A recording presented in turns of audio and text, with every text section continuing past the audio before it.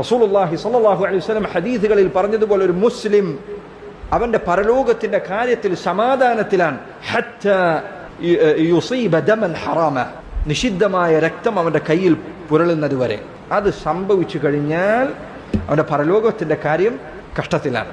ഒരു മനുഷ്യനെ അന്യായമായി കൊലപ്പെടുത്തുക എന്ന ഇന്ന് സായുധ സംഘങ്ങൾ രഹസ്യമായി, ചിലരൊക്കെ പരസ്യമായി ഉണ്ടാക്കുന്ന ആളുകൾ, എവിടെയാകട്ടെ പുറത്താകട്ടെ, രഹസ്യമായി മെഴുകുതിരി വട്ടത്തിൽ യുവാക്കൾക്ക് ഉപദേശങ്ങൾ നൽകുന്ന ആളുകൾ ഗൗരവത്തിൽ ചിന്തിക്കേണ്ട ഹദീസുകളാണിത്. ഇന്ന് നീ മുസ്ലിം അല്ലാത്ത ആളുകൾ കരാറിലേർപ്പെട്ട അമുസ്ലിമീങ്ങളെ വധിക്കുന്നതിന് വേണ്ടി കൽപ്പന കൊടുക്കും. അങ്ങനെ രണ്ടാളുകൾ അതിന് തയ്യാറായി പുറപ്പെടും. അവന് വാളെടുക്കുന്നു, അവന് ആയുധമെടുക്കുന്നു, എന്നിട്ട് രാത്രിയുടെ മറവിൽ പോയി ഉപദ്രവിക്കുന്നു.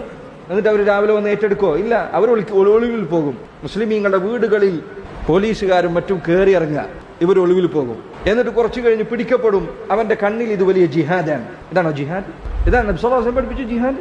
അബൂജഹലിനെ പോലുള്ളവർ, ഉത്ബയെ പോലുള്ളവർ, ഷൈബയെ പോലുള്ളവർ, ബിലാലിനെ, യാസിറിനെ, അമ്മാറിനെ, സുമയ്യയെ ഉപദ്രവിച്ചപ്പോൾ, കൊലപ്പെടുത്തിയപ്പോൾ എപ്പോഴാണ് നബി സല്ലല്ലാഹു അലൈഹി വസല്ലം സായുധ സംഘമുണ്ടാക്കി രാത്രിയിൽ വീട്ടിലേക്ക് പോകുന്ന ആളുകളെ വധിക്കാൻ വേണ്ടി പറഞ്ഞയച്ചത്? എപ്പോഴാണ്? ഇസ്ലാമിൽ എവിടെ ഇതിന് തെളിവുള്ളത്?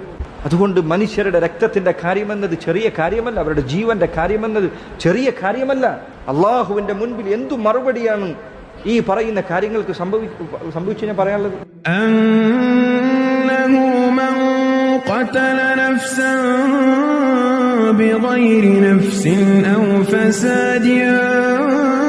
في الأرض فكأن